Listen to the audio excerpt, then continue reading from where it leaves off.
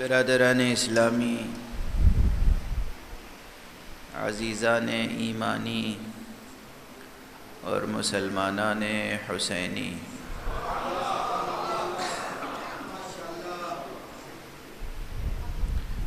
میری دعا ہے کہ پروردگار میرے تمام سامعین کو مسلمانان حسینی میں قرار دے۔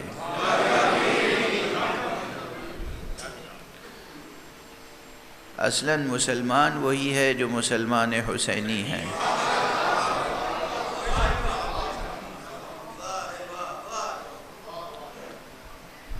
اگر کوئی شخص حضرت سید الشہداء ابو عبداللہ الحسین علیہ السلام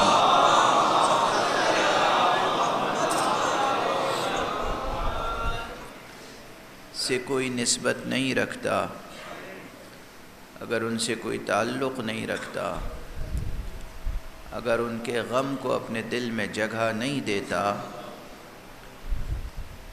تو اسلام اس سے براءت کرتا ہے۔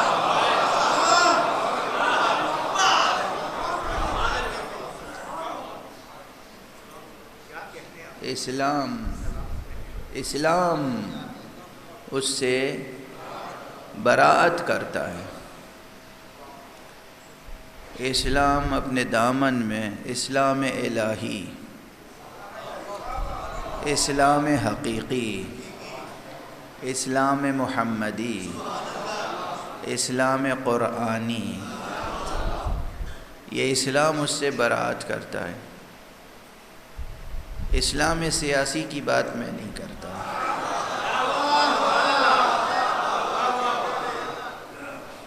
یہ میرا پرانا ہی جملہ ہے، اسی کی تشریح کر رہا ہوں کہ دراصل دو اسلام چل رہے ہیں، ایک ہے اسلام الہی، اسلام حقیقی، اور ایک ہے اسلام سیاسی۔ جو اسلام قلب مصطفیٰ سے چلے، جو اسلام بیت مصطفیٰ سے چلے، جو اسلام مسجد مصطفیٰ سے چلے، وہ اسلام حقیقی ہے۔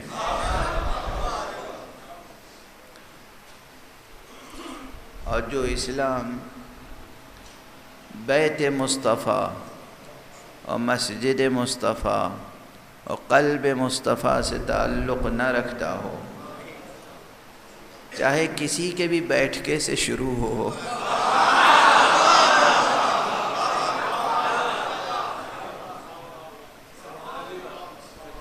وہ اسلام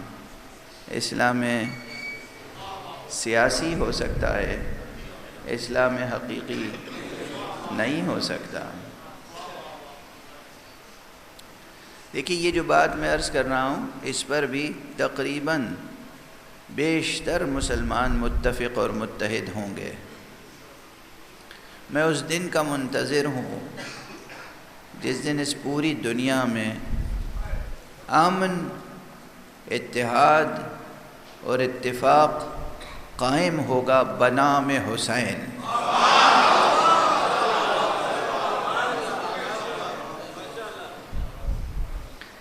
اتحاد اور اتفاق کی کوششیں بھی بہت ہوئی ہیں دنیا میں، مگر اگر مقصد کسی بھی تحریک کا صرف سیاسی ہو تو اس تحریک کا ضمانت دار خدا کبھی نہیں ہوتا۔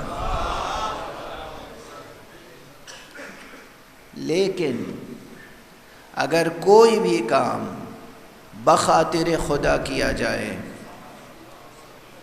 تو حضور صلی اللہ علیہ وآلہ وسلم کی ضمانت ہے۔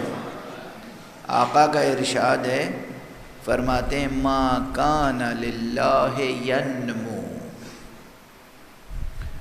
جو چیز بھی اللہ کے لیے ہوگی وہ نشو و نما پائے گی۔ اللہ کے لیے جو کام ہوگا وہ برابر ہوگا۔ اللہ کے لیے جو بھی تحریک شروع کی جائے گی وہ مثمر ثمر ہوگی، نتیجہ خیز ہوگی، مسلسل ہوگی، مستمر ہوگی، پائیدار ہوگی، لازوال ہوگی۔ ما کان للہ ینمو، دلوں میں بٹھا لیجئے، یہ پیغام میرا تھوڑی ہے، آقا کا ہے، رسول اللہ صلی اللہ علیہ وآلہ وسلم۔ جو بھی پیغام، جو بھی بات، جو بھی امر، جو بھی شے اللہ کے لیے ہوگی، ما کان للہ ینمو، وہ نشو و نما پائے گی، پروان چڑھے گی۔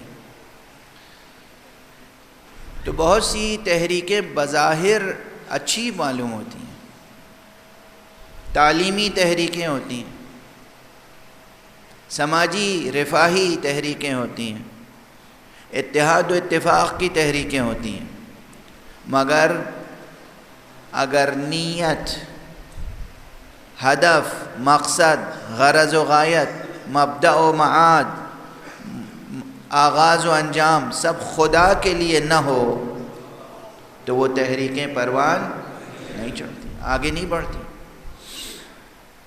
وہی تحریکیں آگے بڑھتی ہیں، وہی ادارے پنپتے ہیں کہ جو اخلاص کے ساتھ قائم کیے جاتے ہیں برائے خدا۔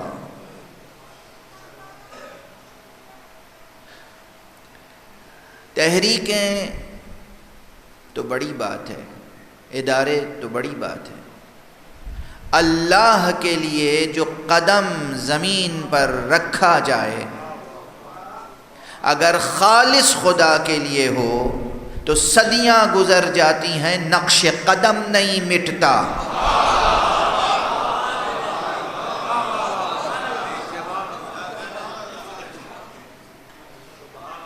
مگر آپ حج پہ نہیں جاتے، اللہ کا گھر تو ہے اپنی جگہ قائم، مگر ایک پتھر رکھا ہوا ہے، وہ کس لیے رکھا ہوا ہے؟ کس بات کی یادگار ہے وہ پتھر؟ اسے کیا کہتے ہیں؟ مقام ابراہیم۔ مقام یعنی جہاں آپ کھڑے ہوئے تھے، جہاں آپ نے قیام فرمایا، وہ ہے مقام ہے،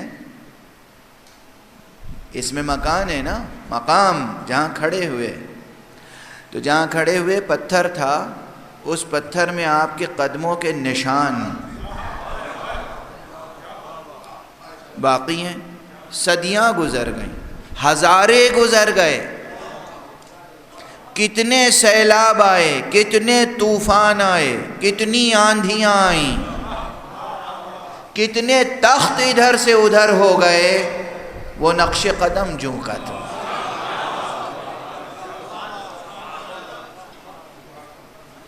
خود تاریخ مکہ پڑھ لیں آپ، تاریخ مکہ میں کتنے سیلاب آئے، مگر وہ نقش قدم ابراہیم علیہ السلام کا، کیوں؟ اس لیے کہ وہ صرف اور صرف اور صرف اللہ کے لیے وہ قدم زمین پر رکھا تھا۔ توجہ ہے؟ تو تحریکیں تو بڑی بات ہے، ادارے تو بڑی بات ہیں، خدا کے لیے قدم بھی اگر آپ زمین پہ رکھیں گے تو نقش قدم تک طوفانی ہوائیں مٹا نہیں سکتی، مگر بشرط یہ ہے کہ وہ بخاطر خدا ہو۔ کتنی تحریکیں شروع ہوئیں اتحاد اور وحدت کی، مگر اس کے پیچھے سیاسی اغراض، اہداف، مقاصد ہوتے ہیں، ہیڈن ایجنڈا کچھ اور ہوتا ہے۔ میں آج دست ادب جوڑ کے ایک بات کہہ کے جا رہا ہوں، لاہور کے اس تاریخی شہر اور اس تاریخی محلے میں، اس تاریخی مجمع کے سامنے، حسینیوں، تمہارے دل میں اگر غم حسین ہے تو تم تو ان ہندوؤں کا بھی احترام کرتے ہو نا جو امام حسین کی شان میں کوئی شعر کہہ دیں۔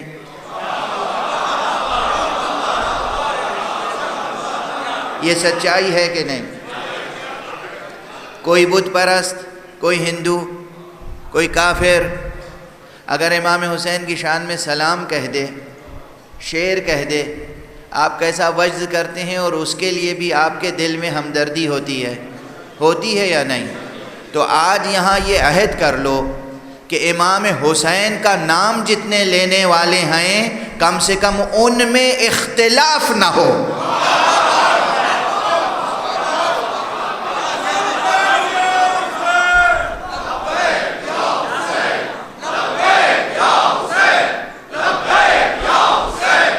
لبیک یا حسین، لبیک یا حسین۔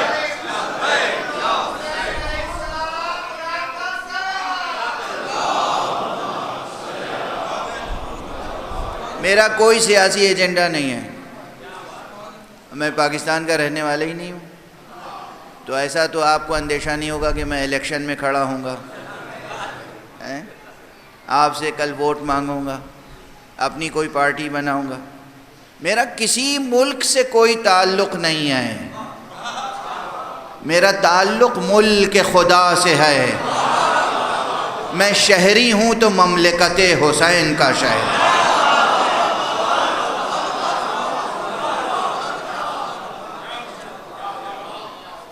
پیدا ہندوستان میں ہوا تھا، اس لیے ہندوستان کی سرزمین سے اور نتیجتاً بر صغیر سے محبت ہے، اونس ہے، ہندوستانی نیشنلٹی ہے، پولیٹیکلی ہندوستانی نیشنلٹی ہے، مگر رہنے والا میں ملک خدا کا ہوں۔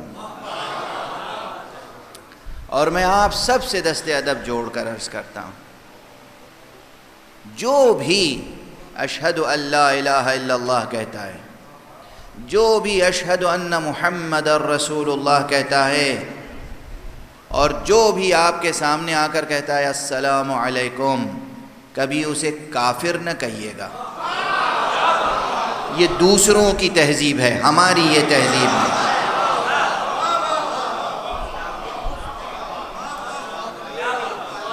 ہماری یہ تہذیب نہیں ہے۔ جو بھی اشہد ان لا الہ الا اللہ کہے، اشہد ان محمد الرسول اللہ کہے، اور آپ کے سامنے آئے تو کہے السلام علیکم، آپ اسے مسلمان مانیں، اسے کافر کہنے کا حق نہیں ہے۔ یہ تعلیم قرآن کی ہے، اور یہ تعلیم رسول اور اہل بیت رسول کی ہے۔ یہ تعلیم چہاردہ معصومین علیہم السلام کی ہے۔ اور جو بھی اشہد ان لا الہ الا اللہ، اشہد ان محمد الرسول اللہ اور اشہد ان علی ولی اللہ کہنے والا ہے، اور امام حسین کی عزاداری کرنے والا ہے، ان میں آپس میں اتحاد و الفت ہونا چاہیے، کسی قسم کا اختلاف نہیں ہونا چاہیے، بخاطر خدا، بحب حسین۔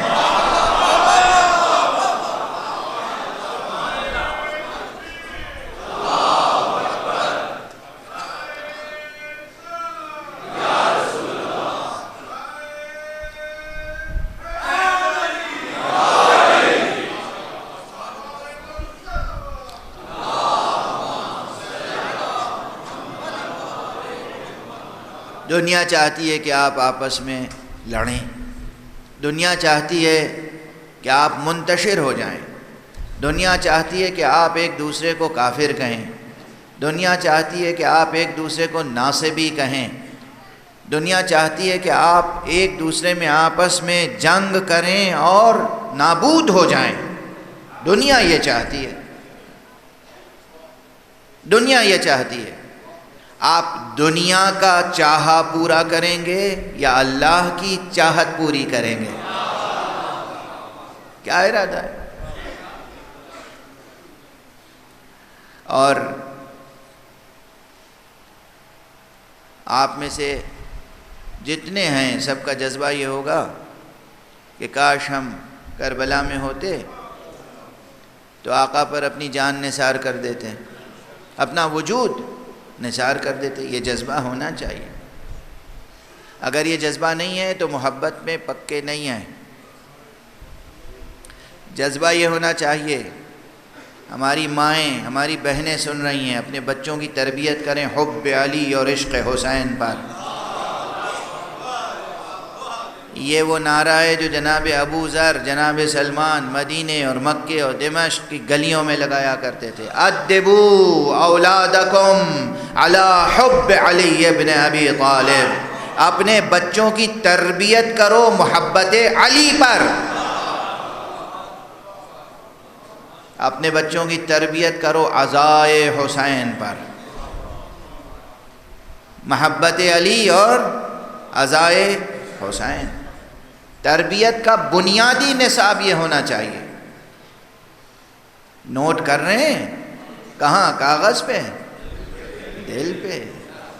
مرد عورتیں سب سنیں، بچوں کی تربیت ہونی چاہیے عشق علی اور عزائے حسین پر۔ اس کے آداب کیا ہیں؟ یہ کیوں کہتے تھے ابو ذر، کیوں کہتے تھے کہ اپنے بچوں کی تربیت کرو عشق علی پر؟ اس تربیت کی ایک خاص تاثیر ہوتی ہے، جس میں حب علی، عشق علی ہوگا، وہ دنیا کو ٹھوکروں سے زیر کرے گا، مگر دل کبھی دنیا کے ہاتھوں ہارے گا نہیں۔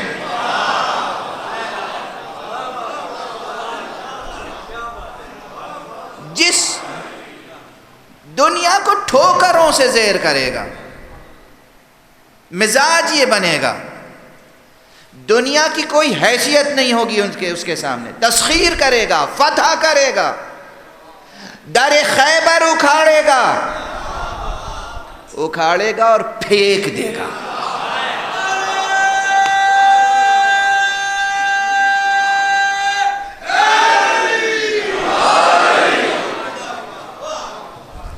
اپنی جاگیر بنا کے نہیں رکھے گا، دنیا تو اس کی ٹھوکروں میں ہوگی، تو پھر وہ دنیا سے محبت نہیں کرے گا، اس کے دل کا تعلق دنیا سے نہیں ہوگا، اللہ سے ہوگا۔ یعنی دنیا اس کے قدموں میں ہوگی مگر دل میں زہد کی کیفیت ہوگی۔ زہد یعنی کسی چیز سے دل نہیں لگا ہوا ہوگا، ہر چیز اسے میسر ہوگی، حاصل ہوگی، فقیر نہیں ہوگا، گداگر نہیں ہوگا، فقیروں کو اپنے سامنے کی روٹی کھلا کے بھوکا رہے گا۔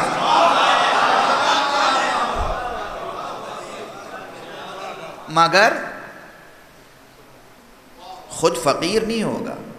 علی کا عاشق کبھی فقیر نہیں ہو سکتا، کبھی گداگر نہیں ہو سکتا۔ ممکن نہیں ہے کہ علی کا عاشق گدائی کرے، دنیا کے سامنے دست سوال دراز کرے، ممکن نہیں ہے، ممکن نہیں ہے۔ تو حب علی پہ تربیت کے معنی سمجھے آپ؟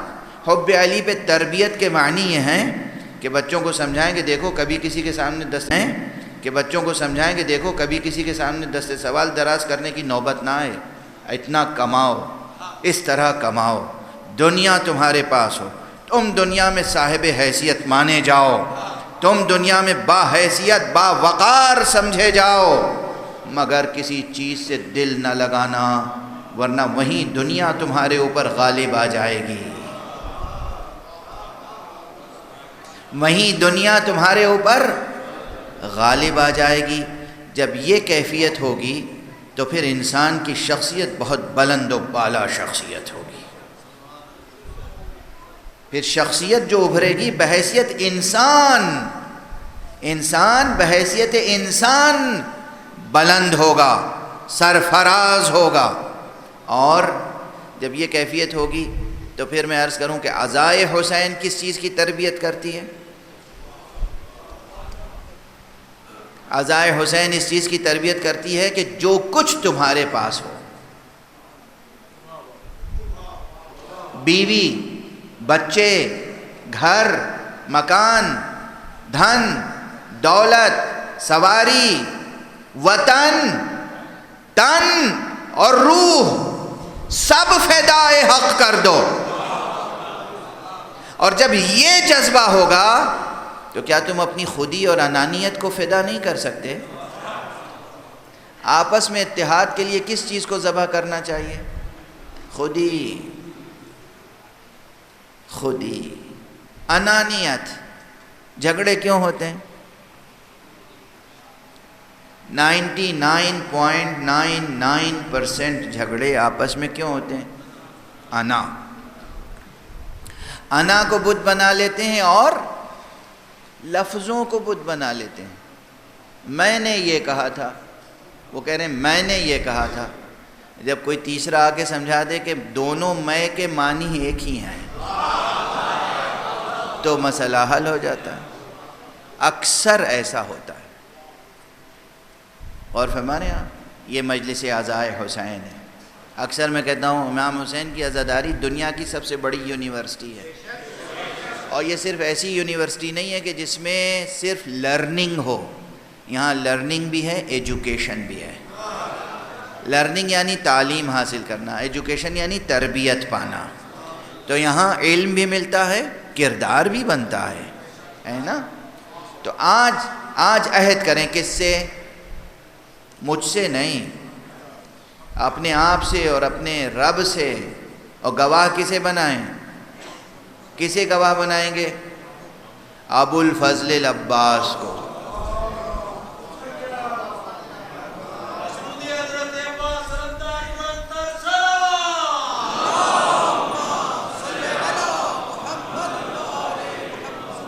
ٹھیک ہے؟ جہاں تک آواز جا رہی ہے، مرد، عورتیں، امام بارگاہوں کے متولی صاحبان، انجمنوں کے صدور سیکریٹری صاحبان، سنگتوں کے جو بھی سربراہ ہیں، جتنے لوگ ہیں سب یہ سوچ لیں آج اس مجلس میں ابھی بیٹھے بیٹھے دل سے ہر اس شخص کی قدورت نکال دیں جو امام حسین کا نام لیتا ہو.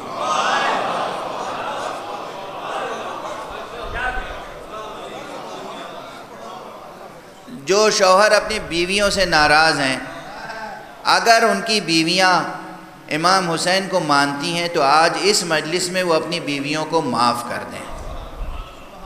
جو بیویاں اپنے شوہروں سے ناراض ہیں، آج اس مجلس میں وہ صرف اس لیے شوہروں کو معاف کر دیں کہ وہ ماتم کرتے ہیں.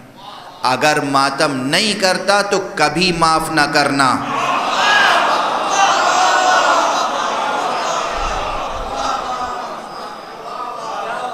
ہم سب کو معاف کر سکتے ہیں، حسین کے گناہگار کو معاف نہیں کر سکتے.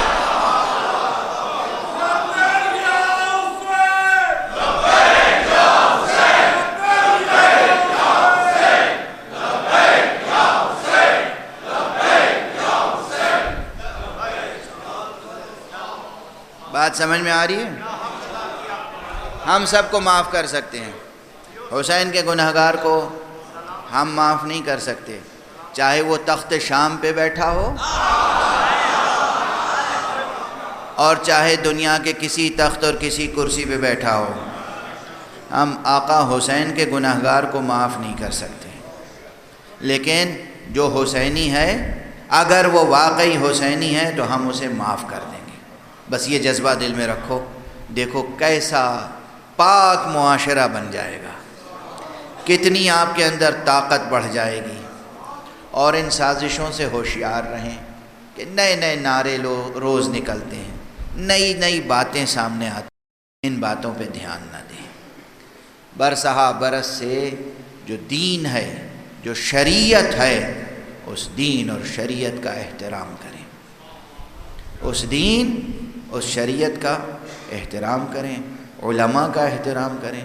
آل محمد کے چاہنے والوں کی جو تہذیب ہے، جو ان کی فرہنگ ہے، جو ان کی ثقافت ہے، جو ان کا کلچر ہے، اس کی سب سے بڑی نشانی یہی ہے کہ وہ علم دوست اور علماء پرور ہوتے ہیں. علماء کے شان میں گستاخی نہ کریں. کسی کی کوئی بات سمجھ میں نہیں آتی ہے، خاموش ہو جائیں. آخر خاموشی بھی کوئی چیز ہے یا نہیں؟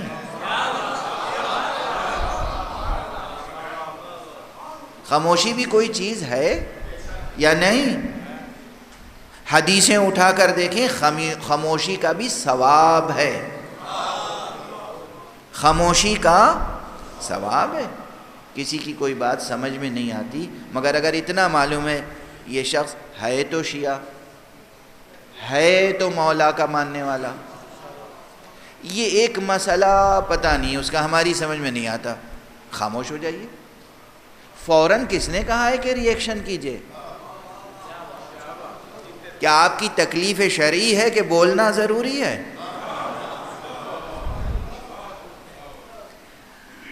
اللہ نے کہا ہے کہ بولنا ضروری ہے. نہیں سمجھ میں آتی، پسند نہیں آئی، نہیں سمجھ میں آتی، خاموش ہو جائیں، خاموش ہو جائیں. اگر کوئی اکسائے بھی، ارے بھائی کچھ بولو تو صحیح، کوئی ریئیکشن، تمہاری طرف سے ریئیکشن آنا چاہیے کہ یہ میں تمہاری بات مانوں یا خدا کی.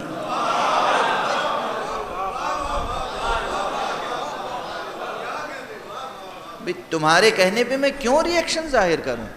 چاہے میڈیا کے لوگ ہوں، میڈیا کے لوگ آ کے خوب دل بہلاتے ہیں، خوب اکساتے ہیں. اور وہ جب ایک عدد مائک لے کر اور کیمرہ لے کے آتے ہیں اور کہتے ہیں کچھ فرمائیے، تو ایک دم سے آدمی کی انا بیدار ہوتی ہے. میں بھی کوئی چیز ہوں کہ مجھ سے میری رائے پوچھی جا رہی ہے، میرا ریئیکشن، اور یہ ٹی وی پہ آئے گا اور سب لوگ میری تصویر دیکھیں گے، میری آواز سنیں گے. کم سے کم میرے خاندان والے تو سمجھیں گے نا کہ میں بھی کوئی چیز ہوں. کم سے کم میری بیوی گھر پہ دیکھ کے خوش ہوگی ٹی وی پر میری بھی رائے آئی تھی. چھوٹے چھوٹے جذبے بڑے بڑے منصوبوں کو تہس نہس کر دیتے ہیں. چھوٹے چھوٹے جذبے. اتنی سی بات کہ میں اگر 2 جملہ کہہ دوں گا تو میری تصویر اخبار میں چھپے گی، میری تصویر ٹیلی ویژن پہ آ جائے گی، یہ مانا جائے گا کہ میں بھی صاحب رائے ہوں، معاشرے میں میری بھی کوئی حیثیت ہے، میری ایک سماجی حیثیت ہے، اس لیے کچھ نہ کچھ تو کہنا ہی چاہیے. اس صحافی کا کہنا کیا آپ کے لیے حکم شرعی ہے؟ تکلیف شرعی ہے؟ وہ کہے کچھ کہیے، آپ کہیے کہ نہیں کوئی بات کہنے کی ہے نہیں، بہت شکریہ، آپ رخصت ہو جائیے. آپ کی یہ خاموشی بھی اگر خدا کے لیے ہوگی تو معلوم ہے اس کا کتنا اجر ہے، اس کا ثواب ہے، اس کا اجر ہے، اس کا ثواب ہے، بے پناہ ثواب. ایک مثال دے دوں اللہ ثواب کیسے دیتا ہے بندوں کو. اللہ ثواب کیسے دیتا ہے، کتنا دیتا ہے، کوئی حد نہیں ہے عطا الہی کی. ایک حدیث ہے اور وہ حدیث یہ ہے کہ الصوم لی، روزہ میرے لیے، وَأَنَا أَجْزِي بِهِ، اور میں اس کی جزا دوں گا، میں خود اس کی جزا دوں گا. اور بعض حضرات، بعض عرفاء اس کی قرأت یوں کرتے ہیں الصوم لی وَأَنَا أُجْزَى بِهِ، روزہ میرے لیے ہے اور میں خود اس کی جزا ہوں. یعنی جو میرے لیے روزہ رکھتا ہے اسے میں خود مل جاتا ہوں. قیامت ہے، اس کی تشریح آسان نہیں ہے، ٹھیک ہے نا.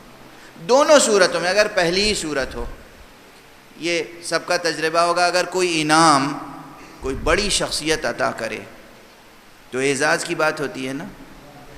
چھوٹے بچوں کو اسکولوں میں جب انعام ملتا ہے تو کبھی تو کلاس ٹیچر دے دیتا ہے انعام، اور کبھی پرنسپل دیتا ہے. تو اگر بچے کو پرنسپل نے بلا کے انعام دیا تو وہ بڑی بات ہوگی بچے کے لیے کہ پرنسپل صاحب نے خود دیا ہے انعام اپنے ہاتھوں سے.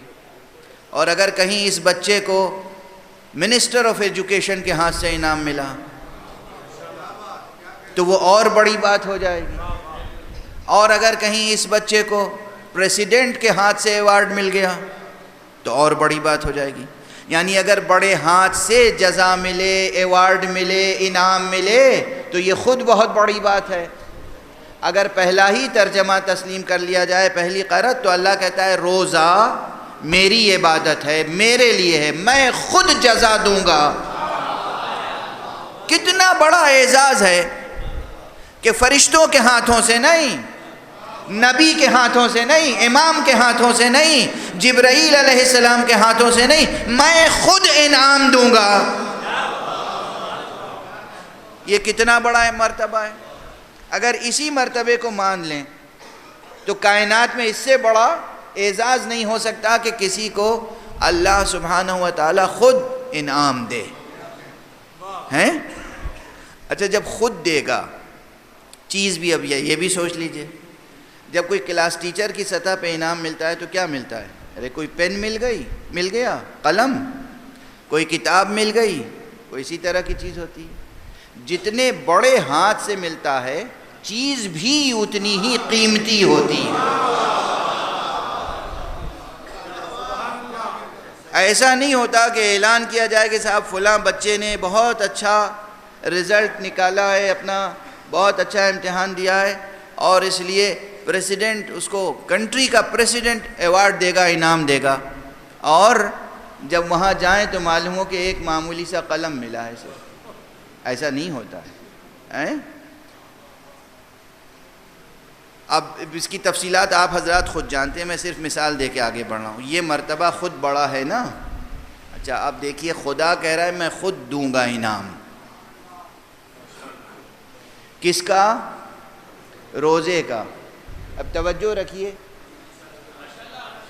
توجہ رکھیے، روزے میں کرنا کیا ہوتا ہے؟ کچھ پڑھنا ہے؟ نہیں۔ کرنا کیا ہے؟ کچھ کھانا ہے؟ نہیں۔ کچھ پینا ہے؟ نہیں۔ ارے کچھ بھی کرنا ہے روزے میں؟ کچھ نہیں، بس خدا کی خاطر نہیں کھانا ہے، خدا کی خاطر نہیں پینا ہے، خدا کی خاطر زندگی کی اور بعض لذتیں نہیں حاصل کرنی ہیں، خدا کی خاطر شوہر کو زوجہ سے دور رہنا ہے، خدا کی خاطر خاموش رہنا ہے۔ مبطلات صوم میں یہ بھی ہے نا کہ اگر آپ نے اللہ اور رسول کی طرف کوئی غلط بات منسوب کر دی، کوئی ایسی حدیث پڑھ دی کہ جو حدیث نہیں ہے، جھوٹی حدیث ہے، تو آپ کا روزہ ٹوٹ جائے گا۔ تو اس کا مطلب کیا کرنا ہے؟ خاموش رہنا ہے۔ اللہ کی خاطر نہیں کھانا ہے، اللہ کی خاطر نہیں پینا ہے، اللہ کی خاطر کچھ چیزیں نہیں کرنی ہے، اللہ کی خاطر خاموش رہنا ہے۔ جب خاموش رہنا اور کچھ نہ کرنے کا انعام، جب کچھ نہ کرنے کا انعام اتنا بڑا ہے تو اللہ کے لیے کچھ کرنے کا انعام کتنا ہوگا؟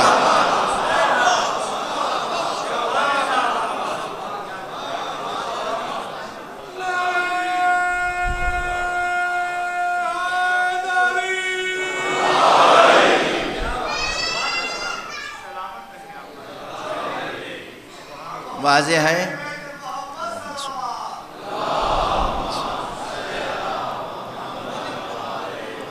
جب کچھ نہ کرنے کا وہ اتنا انعام دیتا ہے، ایسا اسٹیٹس دیتا ہے، اتنی بلندی عطا کرتا ہے کہ وہ خود انعام دیتا ہے، تو کچھ کرنے کا کیا انعام ہوگا؟ اور یہ تو ہمارے آپ کے ساتھ معاملہ ہے۔ اس کی ایک اور مثال دے دوں، جیسے روزے میں کچھ نہیں کرنا ہوتا، سونے میں کیا کرنا ہوتا ہے؟ سونے میں کیا کرنا ہے؟ سونا ہی ہے نا۔ اللہ نے ایک مثال ایسی بھی قائم کر دی،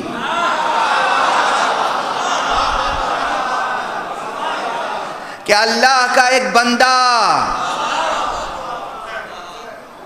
رسول اللہ کے بستر پہ سو گیا، ایک رات سو گیا، یہ صرف سو گیا تو اللہ نے اپنی مرضیاں اس کو دے دی۔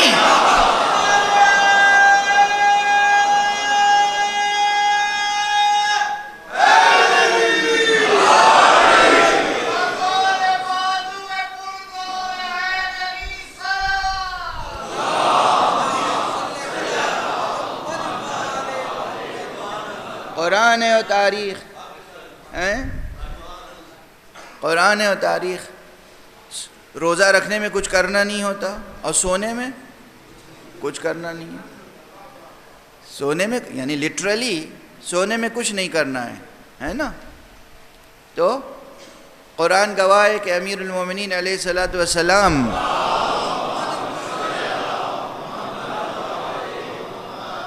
سو گئے بستر رسول پر حکم خدا حکم رسول سے. تو اللہ نے کیا فرمایا؟ وَمَن يَشْرِي نَفْسَهُ ابْتِغَاءَ مَرْضَاتِ اللَّهِ. کون ہے جو اپنے نفس کو بیچتا ہے اور اللہ کی مرضیوں کو خریدتا ہے؟